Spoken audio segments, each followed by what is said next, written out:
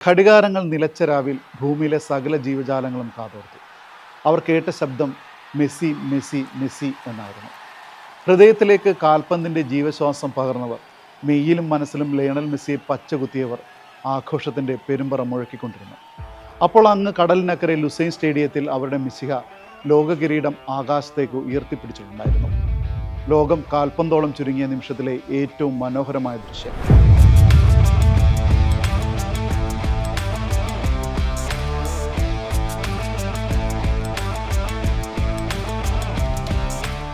ഗനിം അൽ മുഫ്താഹും Morgan ഫ്രീമാനും മാനവികതയുടെ പുതിയ പാഠം പറഞ്ഞു തുടങ്ങിയ ഖത്തർ ലോകകപ്പിന് ഏറ്റവും അർത്ഥവത്തായ വിരാമം. മെസ്സിയുടെ ലോകകപ്പ് നേട്ടത്തിൻ്റെ കഥ. The story behind.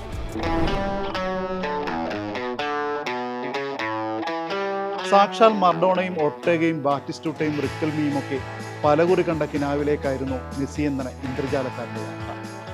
1986 മുതലുള്ള അർജന്റീനക്കാരുടെ കാത്തിരിപ്പിനൊരു ഉത്തരം കൂടിയായിരുന്നു മെസ്സി. 1993 കോപ്പ അമേരിക്ക നേടിയതിനു ശേഷം കിരീട വരൾച്ച നേരിട്ട അർജന്റീനയ്ക്ക് 2005 അണ്ടർ-20 ലോകകപ്പ് കിരീടവും 2008 ബീജിംഗ് ഒളിമ്പിക്സ് കിരീടവും സമ്മാനിച്ചത് മെസ്സി ഉൾപ്പെടുന്ന സംഘമായിരുന്നു. അപ്പോഴും മേജർ കിരീടമെന്ന സ്വപ്നം ബാക്കിയായിരുന്നു. 2006 മുതൽ കാൽപന്തിന്റെ വിശ്വ പോരാട്ടത്തിൽ അർജന്റീനയ്ക്കൊപ്പമുണ്ട് മെസ്സി. ഗ്രൂപ്പ് ഘട്ടത്തിൽ സെർബിയക്കെതിരെ പകരക്കാരനായി കളത്തിലിറങ്ങുമ്പോൾ പ്രായം 18. മത്സരം എതിരില്ലാത്ത 6 ഗോളിന് അർജന്റീന സ്വന്തമാക്കുമ്പോൾ ഒരു ഗോൾ മെസ്സിയുടേതായിരുന്നു. പക്ഷേ അർജന്റീനയുടെ കുതിപ്പ് ക്വാർട്ടർ ഫൈനലിൽ അവസാനിച്ചു. 2010 ലോകകപ്പിലും അർജന്റീന കുപ്പായത്തിൽ മെസ്സി ഉണ്ടായിരുന്നു. വെള്ളവരയ്ക്കപ്പുറം തന്ത്രങ്ങളുമായ മറഡോണയും. ഒരത്ഭുതം കാത്തിരുന്നവരെ ഇരുവരും നിരാശരാക്കി. ക്വാർട്ടറിൽ അർജന്റീനയ്ക്ക് കാലിടറി. ലോകകപ്പ് സ്വപ്നങ്ങൾ അവിടെ അവസാനിച്ചു. 4 വർഷങ്ങൾക്ക് ശേഷം 2014 ബ്രസീലിൽ ലോകകപ്പിന് അർജന്റീന യാത്രയാകുമ്പോൾ രക്ഷകന്റെ പരിവേഷമായിരുന്നു മെസ്സിക്ക്. അത് ശരിവയ്ക്കുന്നതായിരുന്നു ടൂർണമെന്റിലെ പ്രകടനങ്ങൾ. മിന്നുന്ന ഫോമിൽ കളിച്ചേറിയ മെസ്സി ടീമിനെ കലാശപ്പോരിലെത്തിച്ചു. 1000 സ്വപ്നങ്ങൾ പൂവണിയുന്ന നിമിഷത്തിനായി കാത്തിരുന്നവരെ നിശബ്ദരാക്കി അന്ന് ജർമ്മനി കിരീടമണിഞ്ഞു. കിരീടപ്പോരിന്റെ അധിക സമയത്ത് മരിയോ ഗോഡ്സെയാണ് മെസ്സിയുടെയും സംഘത്തിന്റെയും ഹൃദയം തകർത്ത ഗോൾ നേടിയത്. 2018 ലോകകപ്പിനായി തയ്യാറെടുക്കുമ്പോഴേക്കും മെസ്സിക്കും സംഘത്തിനും മേലുള്ള പ്രതീക്ഷകൾ അത്രയും അസ്തമിച്ചിരുന്നു. 2014 ലോകകപ്പ് തോൽവിക്ക് പിന്നാലെ 2015, 2016 കോപ്പ അമേരിക്ക ഫൈനലുകളിലെ പരാജയം ആരാധകരെ അത്രത്തോളം മുലച്ചിരുന്നു. തുടർന്ന് പരാജയങ്ങളിൽ മനംനൊന്ത് മെസ്സി വിരമിക്കലും പ്രഖ്യാപിച്ചിരുന്നു. എന്നാൽ തങ്ങളുടെ രക്ഷകനെ വിട്ടുകളയാൻ ടീം ഒരുക്കമായിരുന്നില്ല. നിർബന്ധത്തിനൊടുവിൽ തീരുമാനം പിൻവലിച്ച് ടീമിനൊപ്പം ചേർന്നെങ്കിലും പ്രതീക്ഷകളെ തളിർപ്പിക്കാൻ മെസ്സിയുടെ സാന്നിധ്യത്തിനും കഴിഞ്ഞില്ല. ലോകകപ്പിന് ആ ടീം യോഗ്യത നേടുമെന്ന് പോലും ആരും കരുതിയില്ല. ഒടുവിൽ അവസാന ഘട്ടത്തിൽ യോഗ്യതാ കടമ്പ കടന്ന് വിശ്വപോരിനെത്തിയവർ അധിക ദൂരം താണ്ടിയതുമില്ല. പ്രീ ക്വാർട്ടറിൽ ഫ്രാൻസിനോട് തോറ്റു പുറത്തായി. ആ ഫ്രാൻസ് അന്ന് ലോക കിരീടം ചൂടുകയും ചെയ്തു. കിരീടവും ചെങ്കോലുമില്ലാത്ത രാജകുമാരനായ മെസ്സിയെ ലോകം പരിഹസിച്ചു തുടങ്ങി. ബാഴ്സലോണയ്ക്കും പിന്നാലെ PSG-ക്കുമായി ഗോളടിച്ചു കൂട്ടുന്നവൻ ദേശീയ കുപ്പായത്തിൽ കളിമറക്കുന്നു. 7 ബാലൻഡിയോർ പുരസ്കാരം സ്വന്തമാക്കിയവന് രാജ്യത്തിന് സമ്മാനിക്കാൻ ഒരു കിരീടം പോലുമില്ല. വീരനായകനായ സ്തുതി പാടിയവർ പോലും വിമർശനത്തിന്റെ സൂചിമുനകൾ പുറത്തെടുത്തു. ഇക്കാലം അത്രയും നേടാനാവാത്തത് ഈ പ്രായത്തിൽ മെസ്സിക്ക് അസാധ്യമെന്ന് പലരും വിധി എഴുതി. എന്നാൽ തോറ്റുകൊടുക്കാൻ അയാൾക്ക് മനസ്സിലായിരുന്നു. പൊരുതി നേടുക മാത്രമായിരുന്നു ലക്ഷ്യം. 2021 അർജന്റീന മണ്ണിലേക്ക് കോപ്പ അമേരിക്ക കിരീടം മെസ്സി കൊണ്ടുവന്നു.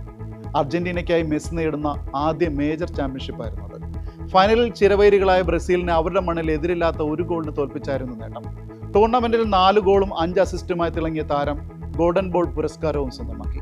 അതൊരു തുടക്കമായിരുന്നു, എഴുതി തള്ളിയവർക്കുള്ള മറുപടിയും. ലോകകപ്പ് പ്രതീക്ഷകൾക്ക് ചിറകുമുളപ്പിച്ചുകൊണ്ട് 2022 ഫൈനലിസ്റ്റ് കിരീടവും മെസ്സിയും സംഘവും സ്വന്തമാക്കി.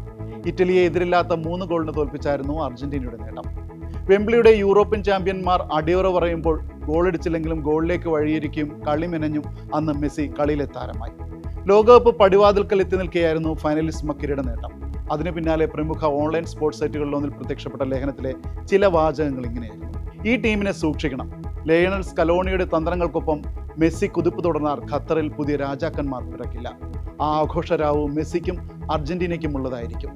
പ്രതീക്ഷകളുടെ വിമാനം കയറിയാണ് മെസ്സിയും സംഘവും ഖത്തറിലെത്തിയത്. തോറ്റായിരുന്നു തുടക്കം. ഗ്രൂപ്പ് ഘട്ടത്തിലെ ആദ്യ മത്സരത്തിൽ സൗദി അറേബ്യയോടേറ്റ അപ്രതീക്ഷിത തോൽവി പതിവ് പരിഹാസങ്ങൾക്കും വിമർശനങ്ങൾക്കും കാരണമായി. ഈ കളി വെച്ച് എവിടെയും എത്താൻ പോകുന്നില്ലെന്ന് പറഞ്ഞവർക്കെല്ലാം മൗനമായിരുന്നു മറുപടി. വൈകാരികതയുടെ സഞ്ചാരപാത വിട്ട് ഹൃദയത്തിനൊപ്പം ബുദ്ധി കൊണ്ടും ഫുട്ബോൾ കളിക്കാൻ മെസ്സിയും സംഘവും ശീലിച്ചു കഴിഞ്ഞിരുന്നു. പിന്നീടുള്ള ഗ്രൂപ്പ് മത്സരങ്ങളും നോക്കൌട്ടും താണ്ടി കലാശപ്പോരിനെത്തുമ്പോൾ മെസ്സിപ്പട ഒരു മത്സരവും തോറ്റിരുന്നില്ല. കിരീടത്തിനും കണ്ണീരിനുമിടയിലെ അവസാന പോരും അവർ ജയിച്ചു. ദിദിയർ ദഷാംസ് പരിശീലിപ്പിച്ച പ്രൊഫഷണൽ ഫുട്ബോളിന് പേരുകേട്ട ഫ്രാൻസിനെ സമ്മർദ്ദങ്ങൾക്ക് ഏതും അടിപ്പെടാതെ തകർത്തെറിഞ്ഞു. ഒപ്പത്തിനൊപ്പം പോരാടിയ മത്സരത്തിൽ ഷൂട്ടൌട്ടിലാണ് മെസ്സിയും സംഘവും ജയം പിടിച്ചെടുത്തത്. 36 വർഷത്തെ കാത്തിരിപ്പാണ് ഖത്തറിൽ സഫലമായത്. മെസ്സിക്കും അർജന്റീനക്കാർക്കുമൊപ്പം ലോകമെങ്ങുമുള്ള ആരാധകരും കാത്തിരിപ്പിന്റെ കനൽ വഴികൾ താണ്ടിയാണ് ഖത്തറിലേക്ക് കണ്ണുനട്ടത്. കണ്ണീരും നോവും പടർന്ന മഹാകാവ്യത്തിന്റെ അവസാന വരികളിൽ എവിടെയോ സന്തോഷത്തിലേക്കുള്ള താക്കോൽ ഒളിപ്പിച്ചു വെച്ചിട്ടുണ്ടെന്ന് അവർക്ക് ഉറപ്പായിരുന്നു. റൊസാരിയോ തെരുവിൽ നിന്ന് ലോകത്തിന്റെ ആകാശ നീലിമയിലേക്ക് ഉദിച്ചുയർന്ന വെൺതാരകം അവർക്ക് വഴികാട്ടിയായി. ലുസൈലിൽ അവർ അത് നേടി.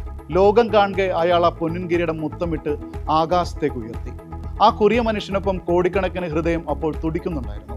സന്തോഷം കൊണ്ട് നിരവധി കണ്ണുകൾ നിറഞ്ഞൊഴുകുന്നുണ്ടായിരുന്നു. ആകാശത്തേക്ക് കൈകൾ ഉയർത്തി അവർ നന്ദി പറയുന്നുണ്ടായിരുന്നു. ഒരു കാര്യം തീർച്ച, ആ കിരീടം മെസ്സിയുടെ കൈകളിൽ അല്ലായിരുന്നെങ്കിൽ ലോകത്തിന്റെ ഒരു ഭാഗം വീണ്ടും ഒരു ഇരുളിനാൽ മൂടപ്പെട്ടു പോയേനെ.